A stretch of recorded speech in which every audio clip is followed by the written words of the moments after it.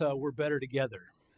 And trust me, there are lots of reasons, lots of feelings, lots of reasons, that's the best word, for not believing that we're better together than we are separate. The Bible teaches us that God puts people in the body of Christ the way He wants them to be. And if you believe that God's ways are not our ways, His thoughts are not our thoughts, then by definition, as He places people into His body, it's by definition not going to suit all the people in the body. Does that make sense?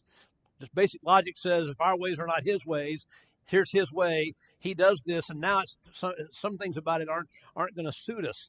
And that's the way it is in the body of Christ. That's the way it is in every family that's ever lived. My wife and I have been married 43 years? 42. 43 in December. Okay. Time either goes fast or not fast enough, right? So I'm going to say 43 because it's almost 43.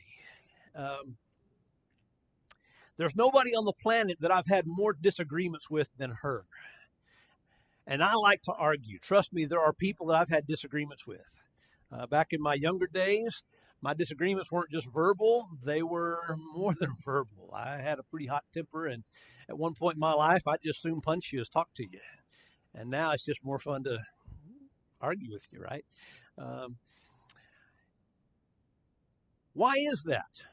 Why would you stay with a woman for 43 years? Why would you stay with a woman for 43 years? I'm sticking with 43. Why would you stick with a woman for 43 years if you argue with her more than you've argued with anybody else on the planet? And the answer is, for some people, they don't. For some people, they don't. For some people, they have this crazy idea in their mind that to have a good marriage, you don't ever disagree. I disagree. Now, I understand that I'm a little warped. My kids will tell you that. My wife will tell you that. My best friends will tell you that guy, he's just nuts. And he's just the way he is.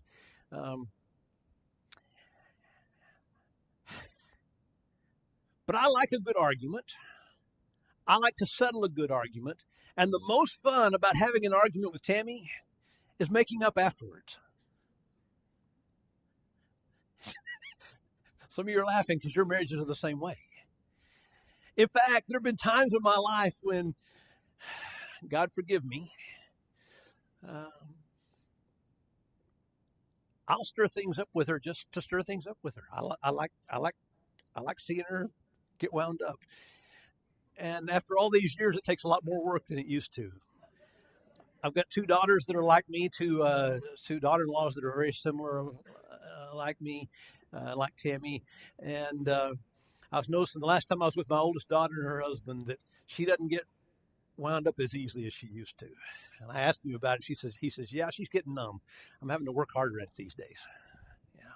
Now, some of you guys are smiling because you know exactly what I'm talking about. Now, why is it that we understand this when it comes to marriage, and we understand it when it comes to family? If you've had a long marriage, if you've had a long family, if you spend lots of time with your family, you know that nobody can irritate you more than your own family. Your own kids will absolutely drive you insane, and yet you would give them the heart out of your chest if they needed it. That's what family is about. And in the church, God describes us as a family. Now, the truth is that we in the family of God form what psychologists call a dysfunctional family. And if you've ever studied different kinds of psychology, if you've ever studied different kinds of addiction and problems in relationships, that's a phrase. Dysfunctional families. A dysfunctional family is a family that's together, but it's not exactly right. It's like they're together, but it's just like the gears don't mesh exactly the way they should. And that's the way God's family is in the church too as well. And we need to understand this. We need to understand this. Now, we live in a time now where our government has put us through a series of quarantine things. And we've lived through a year. Don't you just want 2020 to be over? I just want it to be over. I, you know, I'm crossing my fingers, hoping 2021 will be different and be better. May not be. We're still the same people. We've still got the same government, and we've still got the same problems, and so it may be more of the same. But I got high hopes, right? I got high hopes. I'm hoping that somewhere along the line, things can, kind of settle down. I don't believe we'll ever get back to the way it used to be, but at least maybe we can get back to something that's better than what we've got right now. But we live in a time when people are being told it's dangerous to be around people. It's dangerous to be in crowds. It's dangerous to go to work. It's dangerous to go to school. In fact, you ought to avoid going to the hospital. You ought to avoid going to a doctor's office because it's all dangerous. And the truth is, it is. There is a virus out there. It's not just a made-up thing by the media. It is really there. There are really people who die from it. It is a real thing. But the problem with real things often is that when you have a real thing, there's multiple perceptions of that real thing. For example, hurricanes are a real thing. Hurricanes are a real thing. Tammy and I used to live down in Corpus Christi, Texas, and hurricanes off of the Gulf were a common thing in the summertime. Everybody had a little square thing on the refrigerator door with magnets, and the first thing everybody would do in the morning if there was a storm in the Gulf, they would move the magnet to where the center of the storm was, and when they moved the magnet away, they would put a little dot on the paper so that you could have your own little tracing like you see on the news and in newspapers. And so there was this one time that we had this storm that was coming into the shore, and I was looking around, and yeah, there were some clouds in the sky, and yeah, it was kind of windy, but not much more wind than yesterday was here. And we kept seeing these news reports that were saying how bad the storm was. It was coming right in the shore at Corpus Christi. And so me and some of my crazy friends went down to the seawall in Corpus Christi, and we stood there. And yeah, there was wind, and yeah, there were clouds, and every so often you'd get a little rain squall come through. But it wasn't bad. It wasn't anything at all like what the news media was saying. And we looked down in the surf, and I couldn't believe what we saw. Down in the surf were these news reporters, these weather reporters, who were standing knee and waist deep in the water. And this one guy even grabbed some seaweed and threw it up on his shoulder and starts talking to the camera. And we're up on the seawall. We're just heckling them all. We're screaming and hollering at them about, I don't believe this guy's lying to you. It's a great day. Come on out. Maybe you could surf a little. The wind is up. But they were showing the whole rest of the country how horrible it was in Corpus Christi, Texas. And sure enough, overnight, the storm did come through. We got like 3 inches of rain. There was some wind. A couple signs got messed up. I think there were some people who had been out partying that night, and they ran off the road and either got hurt. Maybe a couple of them got killed. It was a real thing. It wasn't just like an everyday thing. But it wasn't like we were being told on the national news either. And that's kind of, I think, what's happening with this. You don't have to agree with me. You can think that everything that you're told by the news and the government is true, and we'll still be friends. But I don't think that's true. I don't think it's in their best interest to tell us all the truth. I think it's in their best interest to scare us into something. And you can decide what that something is, and what you think that something is probably depends on how your political views are, or what's happened to your family with medicine, or who actually has gotten sick and died from this virus that is a real virus and really does hurt people. And it is true that if you've ever lost somebody in a storm, you're probably more scared when the wind gets up than somebody else. I grew up in North Texas where it was the middle of Tornado Alley. And I tell people in the Northeast that, yeah, we grew up in North Texas in Tornado Alley. And when I was a kid, we used to ride our bikes over to the overpass that went over the freeway where the highway patrol officers would sit and spot storms. This is before the days of second generation radar. And so we would go and sit next to the highway patrolman on our bicycles, and we would watch the storms, and we would watch the funnel clouds. And he'd watch where they're going. Every so often he'd get on the radio, and he'd say where it was going, where it was. And once in a while he'd say, okay, boys, it's time for you to go home. Go tell your mama it's time to go to the cellar. And so we'd get on our bikes, and we'd ride home, and we'd go to the cellar. I personally never lost a house, but I had friends who had roofs gone. We did have a bunch of hail damage one time from a storm, so storms are a real thing. But listen, we live in a world today where trouble is just part of life. Hardship is a part of life. Will you forgive me if I say death is a part of life? There's an old saying that says we begin to die the day we're born. And I think that's true. Well, there's this guy by the name of Philip Slater. This is his picture. He wrote a book called The Pursuit of Loneliness. And it's his claim that as a country, we in the United States today have been for a long time and are continuing in a massive way to pursue loneliness. And it's his claim that loneliness is not a good thing for human beings. It's not a good thing for your family. It's not a good thing for you personally. And he makes a pretty good case for it. Here's what he says. See if you agree with him or not. I kind of think he knows what he's talking about. But if you disagree, that's okay. We can just have an argument later and smile and go have lunch. But he says there's basically three human social desires. That socially, this is not physically, this is not Maslow's hierarchy of needs. This is Slater's hierarchy of needs. But this is for social things, social interactions, the group of humans as a whole. That we have a need for community, we have a need for engagement, and we have a need to be mutually dependent on each other. And all three of these things are very, very difficult for the average American. The average American likes the picture of the Marlboro man that rides off in the sunset on his horse. The average American likes the idea of John Wayne who kills the bad guys and kisses the woman and rides off into the sunset as the Lone Ranger or any of those many different kinds of things, the different superheroes that even our young kids look at with their comic books. But Slater claims that we have a need for community and we have a need for mutual dependence. And he says that these three things are what produces what he calls social capital. There's financial capital that Mark talked about earlier with gold and money and those kind of things. Well, there's social capital as well, things that are valuable in the social settings. And it's social capital, according to him, that builds better lives, and that it's only produced by these two things, trust connections and personal interactions. So where does that leave us? As a country, we pursue technology more than we pursue relationships. But technology is never a substitute for people. A face on a screen, a voice over a speaker, a video, a teleconference, a telephone conference, none of those things will ever replace the face-to-face human interaction. You know why?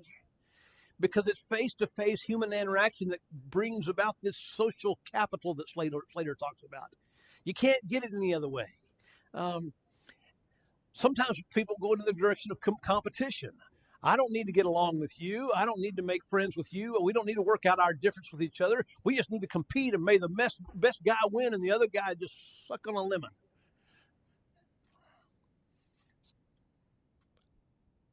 In my heart, I'm pulled towards that. I have to fight against that. That's not God's way, but that is kind of what's in my head in my life sometimes. But when you win, what have you won? What have you won? James Dobson, in one of his books, talks about how that when he was with his family one holiday, they played Monopoly, and he had always lost year after year after year. He'd always lost, and finally this one year, he stuck it out and he won. And he was the last one on the board, and everybody else went to bed and left him the board to clean up. And he said it dawned on him that this is the way real life is. That at some point you're going to have to put all your stuff back in the box when you leave this world. When you win, what have you won? Bragging rights, a medal, a little money maybe. Okay. Now what? Now what? How about networking? People say, "Oh, well, today the deal is networking. It's not how close a relationship we have with people. It's the number of people you know and who they are and what they can do for you." Now, see, there's a difference between closeness and familiarity. For most of you, I haven't been here long enough to have more than a familiarity, but some of you I've started to spend a little time with. I'm starting to get to know you a little better. And it's no surprise that one is worth a little more. Why? Because it takes a little more work. It takes a little more time. It takes a whole lot more effort. God is a God that's a God of community. We talked about this a little bit on Wednesday nights. You understand that the idea of community didn't come from humans. We didn't create the idea of having community. We didn't create the idea of family. From the very beginning, God has always been not a communistic, but a communal being. And so in the very beginning, he said, let us make man in our image. God's not, even God himself, the God who knows everything, who is all powerful and in all places at once, even he longs to have a social interaction with people. And so if you ask the question, why did he create Adam and Eve? The answer is he wanted someone to have a relationship with. So who was the let us make man in our image? Who was that? Why didn't he have a relationship with them? He did. We've been talking about that some on Wednesday night. God has a heavenly council. God has a government. God has an organization, and we get bits and pieces of it all through scriptures. John chapter 1, verse 1 says, in the beginning was the Word, and the Word was with God, and the Word was God. Look down verse 14, chapter 1, he says, and that Word became flesh and dwelt among humans. What's the point? The point is Jesus Christ is the bridge between the society of God in heaven and the society of humans on earth. And just like Jacob's ladder or Jacob's staircase, depending on the translation that you read, Jesus Christ is the bridge that takes us between heaven and earth, connects us between heaven and earth. And you can be connected to heaven today without having died yet because of Jesus Christ. Well, why would he do that? Because the God that we all are interested in serving, or we wouldn't be here. We'd be home sleeping or playing golf or washing our car or mowing the grass or something else on a Sunday morning. The God that we serve is a God that's a God of community. He's the God that's at the center of things. And so when he describes humans, when he describes people, when we were made in his image, he says, okay, the way this functions is this. You need relationships that are like a family. You need relationships that are like a body. You need relationships that are like a field, like a building. He uses all these different things to describe how we as God's people are to be interconnected and inter-supportive of each other. You can't just be a Christian by yourself. You just can't. Now, there's things you've got to do. There's things that nobody else can do for you. But it's not God's idea for you to be a Christian out on the lake someplace by yourself, never interacting with other people. Why? That's too easy. It's too easy. Let's see, what do I want to talk about next? How about this slide? See, what Jesus asks us to do is he asks us to be in his tribe. He asks us to surrender to him as the head. Well, he asks us to live life his way, not our way. And he asks us to live peacefully with each other. But we have objections. And can we just be honest about this? Here's the basic objection. Living in community with other people is tough. It's tough to stay married. It's tough to have kids and grandkids. It's tough to be a good neighbor. It's tough to be a good employee. It's tough to be fellow Christians with other Christians. Why? It's like this. The blueprint for the church is perfect, but the human execution of that blueprint's not perfect. And the blueprint is great, and the blueprint is exactly the way it's supposed to be. But when humans get involved, we always mess up everything. And I say we, all of us, the best of us mess things up. The best of us can get things snarled up, and we can blame other people, and we can say it's other people's fault. But the truth is, we're all in the same stew pot. See, loving an unseen Jesus, loving an unseen God, that's easy. It's not so hard, not so easy for Mark to love me when I've just said something that rubbed him the wrong way and made him mad. It's easy to say I love God who I can't see, and that's what the Bible tells us, right? John tells us as an old man in the book of 1 John, don't say you love God who you have not seen if you don't love your brother that you have. It's tough. It's tough. And we live in a world today where most people don't want to do the tough thing. They want to do the easy thing. They want a microwave fix. They don't want a stew pot fix. They want it done like this. They want it their way right now. And I don't care who you are, when you're with other people, you're constantly rubbing against other people who see things differently, who hear things differently, who act differently, who believe differently. And it's not easy. It's not easy. So let's look at this passage again. I love this story because it's part of a longer, bigger story about Jesus' friendship with Peter. When Jesus and his disciples lived in Capernaum, guess who they lived with?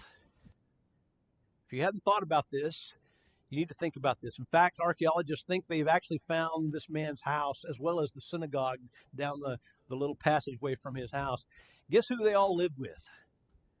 Peter, Peter's wife, and Peter's mother-in-law. Now, just think about those dynamics for just a minute. Just let it sink in. My mother lived with us for the last 12 years of her life. And so my wife lived with her mother-in-law for 12 years. And as her health was failing, sometimes her mind wasn't as clear on certain days. And there were some days that I would come home and she'd say, "You got to take me to dinner." And there's other days that I would come home and deal with mom and some of her problems. I'd say, "We got to go out. We got to go out."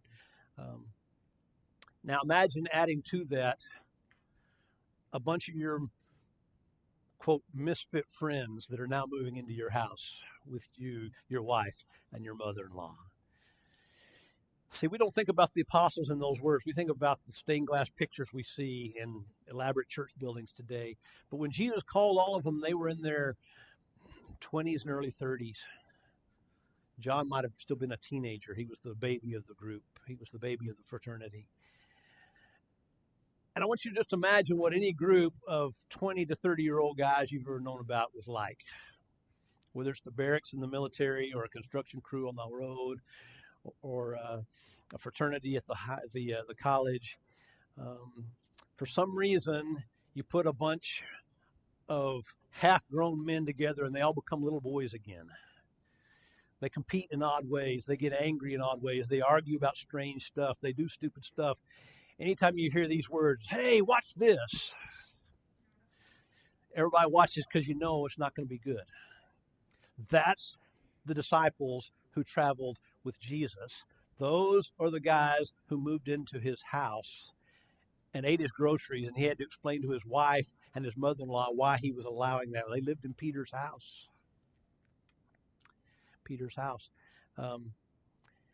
This is one of the places that we learn that the idea of hospitality does not mean entertainment, it means sharing your life. If you think that being a hospitable Christian means that you make sure your house is clean, that your clothes are folded, and there's no dust on your table, and that you make exactly the right food for exactly the right people, you're talking about entertainment. You're not talking about hospitality. Hospitality is when you say, "This is my life, join me for a little while. My table has dust on it. You want to sit around my dusty table?" That's hospitality. It's not entertainment. Well, Jesus wasn't being entertained by Peter. It was hospitality. But I bet his wife and his mother didn't quite see it that way. So, when Jesus had again entered Capernaum, the people heard that he had come home. I like that phrase. For some reason, Peter's home became known as Jesus' home. It's known as Jesus' home. And so for a while, Capernaum and Peter's house was Jesus' home. They gathered in such large numbers there was no room left, not even outside the door. He preached the word to them, and some men came, bringing to him a paralyzed man carried by 4 of them. Now imagine the chaos in Peter's house already. Imagine the mood of his wife. When this house is packed, the doors are packed, the windows are packed, the street in front of your house is packed. All these people want to get into her house, and I bet she's ready to pull her hair out. She doesn't have enough food probably to feed them all. She can't entertain them, right? She's probably already run out of everything, but she can't get out to go to the store maybe. And maybe there's the half-sick mother-in-law back in the bedroom complaining because the noise is so loud she can't sleep, or they haven't brought her dinner yet, or whatever else it is sometimes that older parents demand and expect if they come and live under your roof. And then to top it all off, here come these guys who bring a paralyzed man. and there's 4 of them. Well, I don't know. Yeah, there we go. Too many. The next verse 4 says, since they could not get him to Jesus because of the crowd, they make an opening in the roof above Jesus by digging through it and lowering the mat. Now just stop and think about how ridiculous this is, how maddening it is, how angry you would be if it was your roof that was being dug through. So Jesus is there, he's talking to all these people, and all of a sudden they hear this scrabbling on the roof like a big rat. And the dust starts coming down on them because there's what in the world's going on up there? There's a guy who's paralyzed, and he's got a bunch of friends, and 4 of those friends are carrying him, and they can't get into the house, so they go up on the roof and they dig a hole and they drop him down with ropes on his bed. And inside, you've got Peter's wife and his mother-in-law going, are you kidding me? It's not enough that my house has become a circus. It's not enough that we're having to feed all the town and I'm running out of groceries and this guy Jesus is just sitting there teaching like it's all okay. And it's not his house. He's not paying the bills. See, there's times that living in community with other people is not easy. It's not fun. It's not all good times and roses and silver spoons in our mouths. That's why social capital is so valuable. Because if you pay the price for those things, the relationship that you gain with people really becomes valuable. Really becomes valuable. So they lowered the mat the man was laying on. Verse 5, Jesus saw their faith and he said to the paralyzed man, son, your sins are forgiven. Which seems kind of like a strange thing to say until you stop and think about the value of social interactions with people.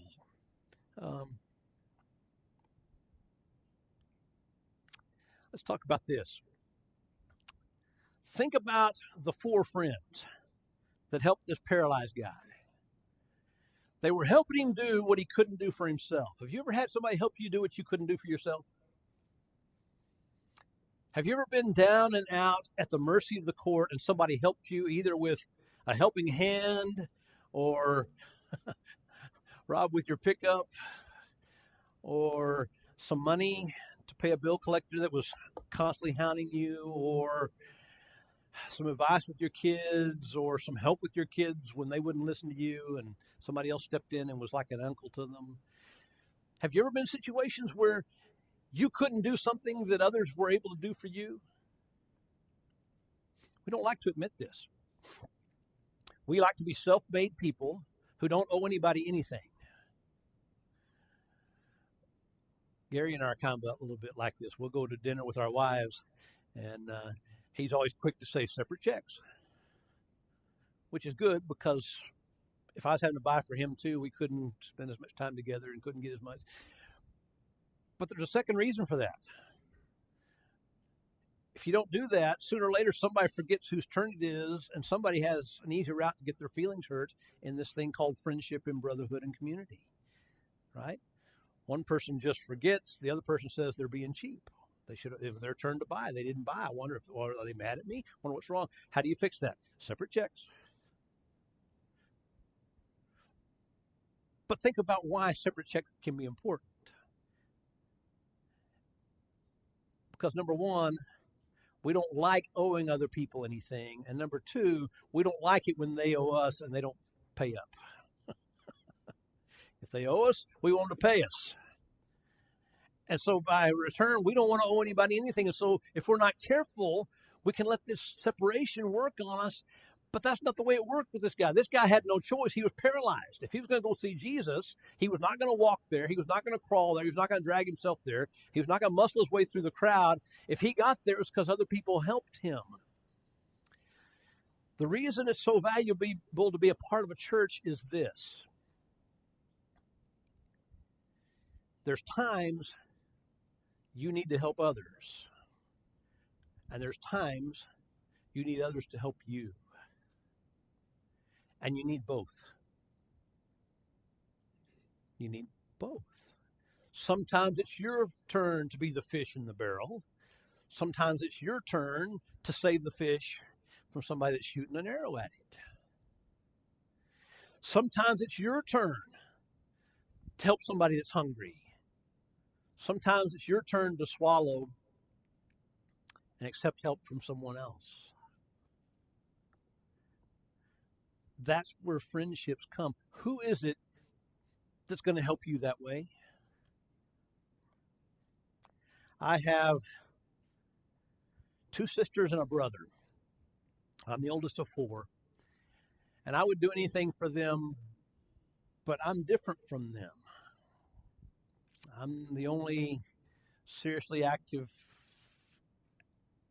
Christian, as far as I know. I've got a sister that won't talk to me much. Maybe she is, and I don't know it. But I have to tell you the truth. For most of my life, I've felt more of a sense of family from the church than I've ever felt from my blood kin. My children had grandparents because there were church people who were willing to fill the roles of grandparents when our blood kin grandparents didn't want to be grandparents. They thought it was too much trouble and they were too young to be grandparents. My kids didn't miss out.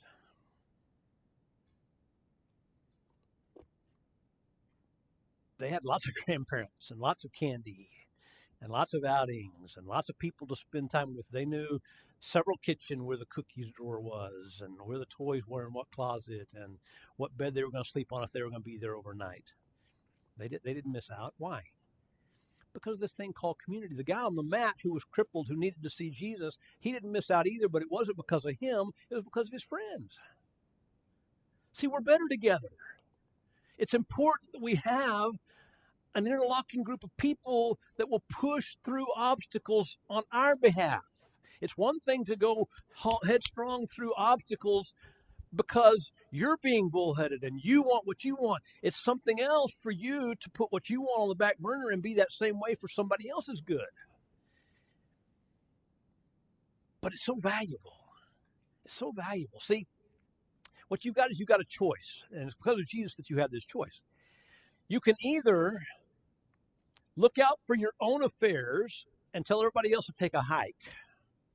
Because if you don't blow your own trumpet, nobody else is going to blow it. If you don't look out for your own stuff, nobody else is going to do it.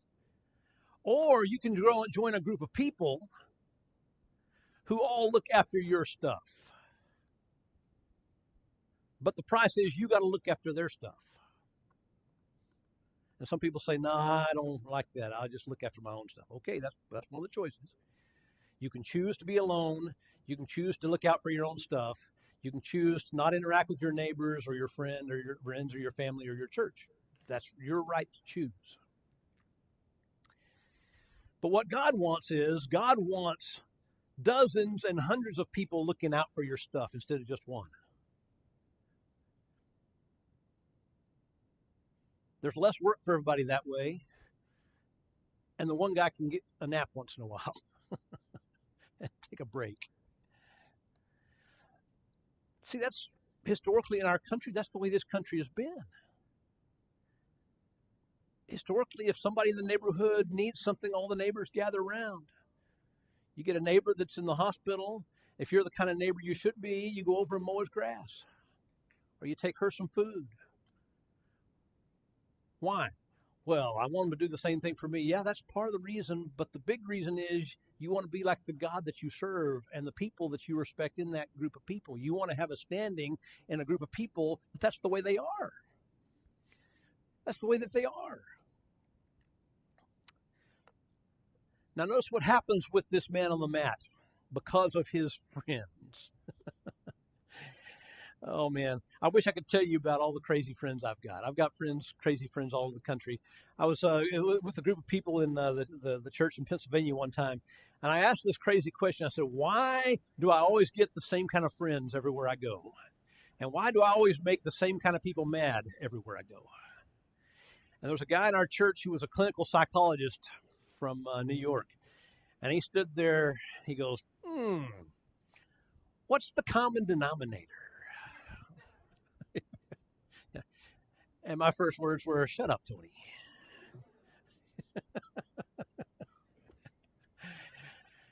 I think about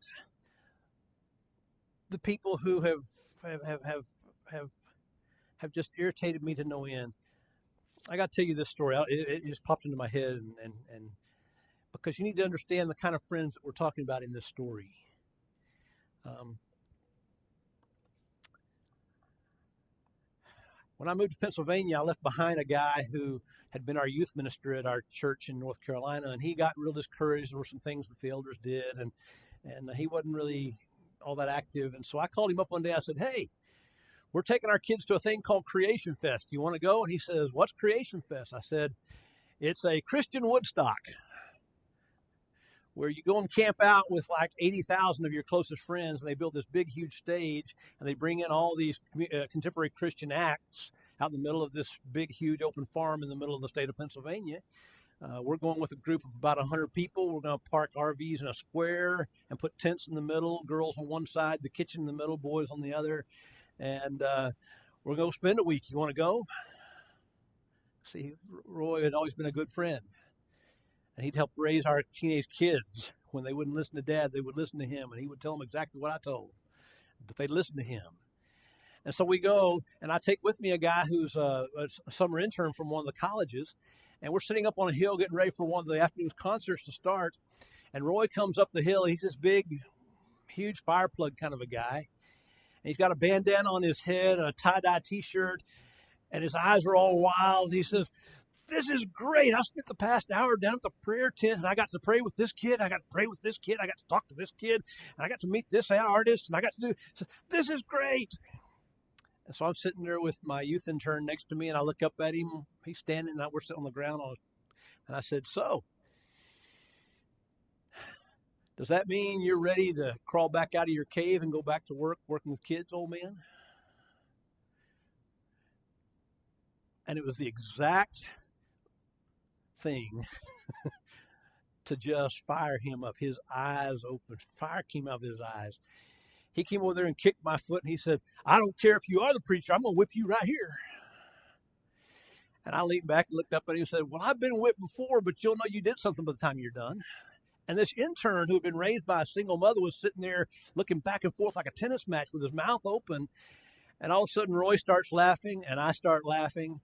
And Roy sits down and puts his arm around this kid and says, "Listen, if you don't have a friend that'll talk to you like that, you don't have a friend."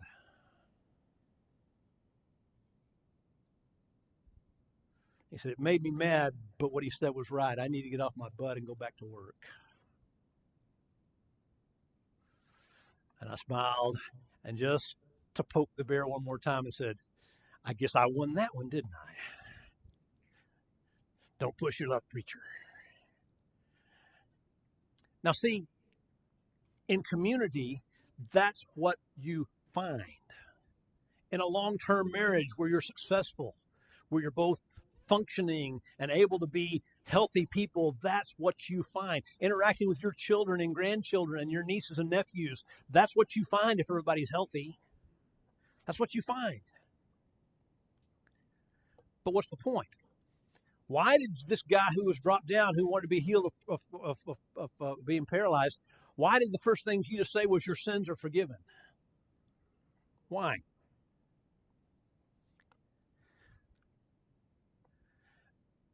Why? See, if you think about the community that he lived in as a paralytic person, he was exiled. He couldn't go and do things with friends. He had to stay home. We're at a part in our country now where people have been through several months where if they did what the government asked them to do, they stayed home. Now we're easing up a little bit on all that, and there's people who are still scratching their heads saying, "It's dangerous out here. Is it safe to come out?" And for some people, honestly, it's not. For other people, it is. And there are people in the middle who are saying, "Well, what about my kids? What about my grandkids? What about my health? Am I going to die? Am I going to kill somebody else by being a carrier and not knowing?" All these things go swirling through our heads. What is it the community does for us more than anything? It brings peace of mind and forgiveness. You can't be forgiven by yourself. You say, "Oh, but I thought God could forgive me." Yeah, but you don't feel it. You don't feel it.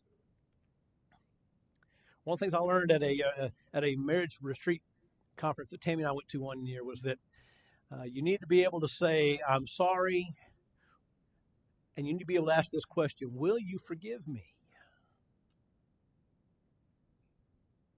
And as long as anything they say is anything other than, oh, sure, I messed up things too. Of course I forgive you. Then no matter whether God has forgiven you in heaven or not, on the earth, you don't feel like you're forgiven. It takes interacting with people who have been upset with you, who now smile and hug you and say, preacher, you drive me crazy, but I love you, man. Then the burden comes off your shoulders.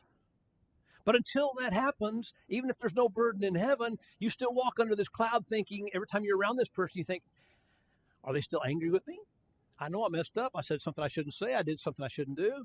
Maybe they took it a little wrong. Maybe I took it a little wrong. But well, are we okay? Can we still make it?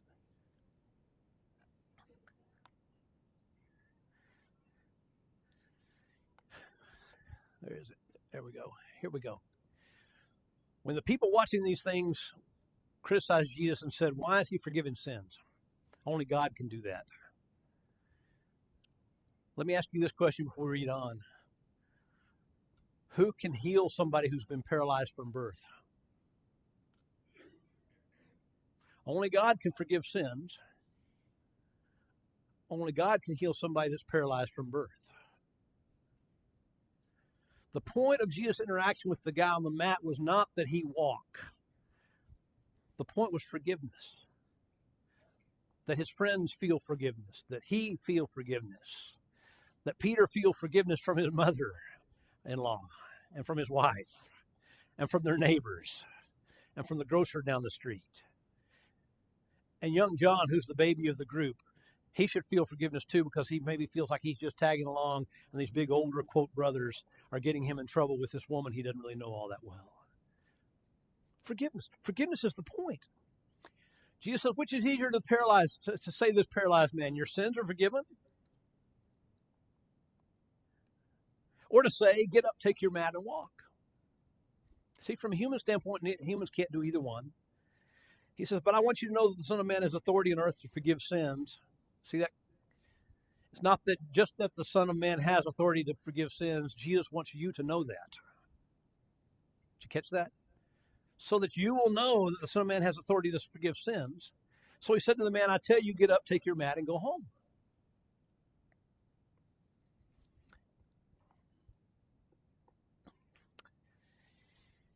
Do me a favor.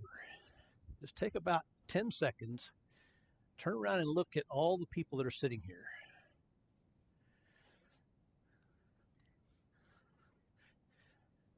Do you see anybody that's the same as you? Do you see anybody that's different from you? You see people of different ages, different hair colors, different skin colors, different education levels, different finances, different job skills. I dare you to name one more organization on the planet that can bring such a wide diversity of misfits together under one roof and us not be trying to claw each other's eyes out.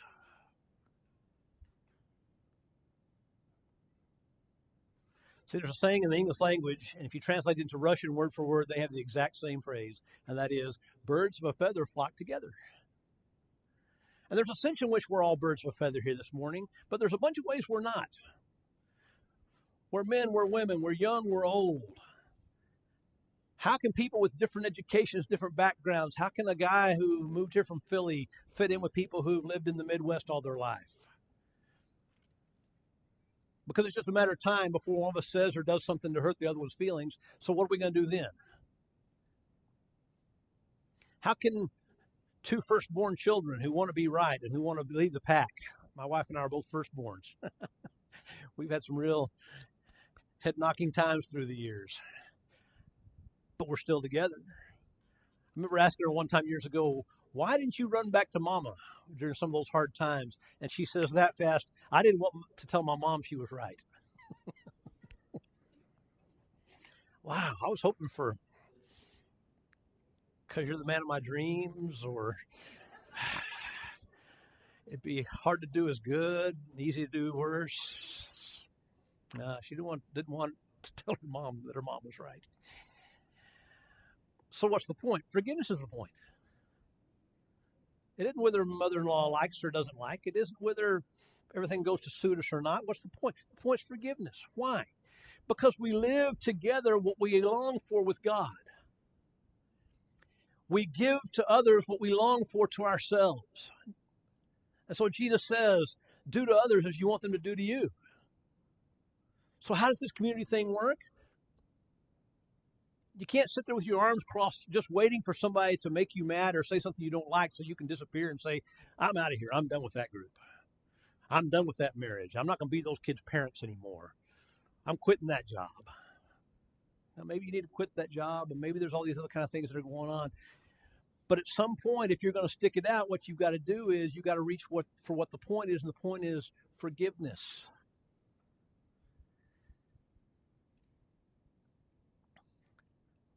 Forgiveness. How about this slide? See, this is what we find in Jesus' community. In Jesus' communities, our burdens are lifted, and they're carried. We're welcome. We're accepted. We can confess our sins, and we can be forgiven. It's safe to say, I'm sorry, I was wrong. Will you forgive me? Because people who are truly God's people will say, of course, I've been forgiven millions of times. I'd be an incredible jerk if I wouldn't forgive you. There's comfort in that. There's peace in that. We can receive healing and restoration. Our lives are lived better together.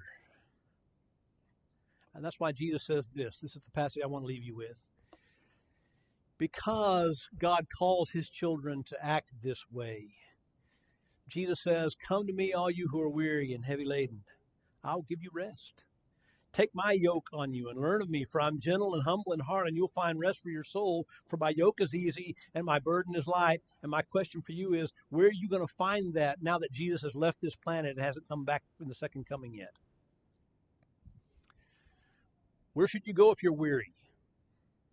Where should you go if you're burdened? Where should you go if you're angry?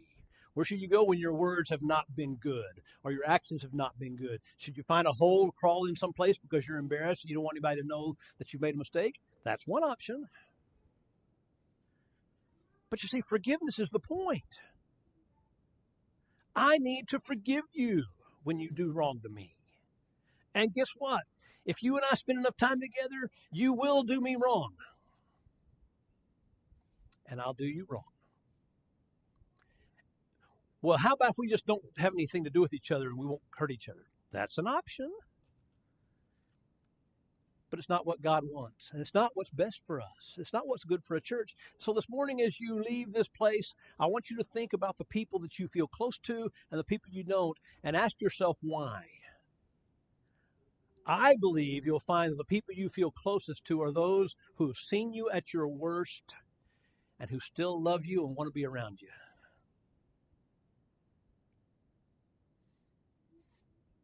It's true for my wife. She's seen me at my worst, and she hadn't left me yet.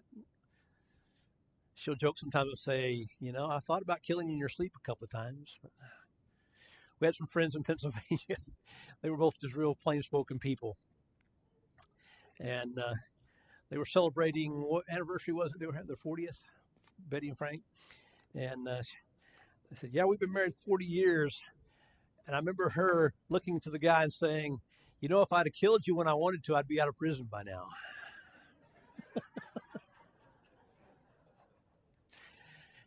And he patted her arm and said, I'm so glad you didn't, baby.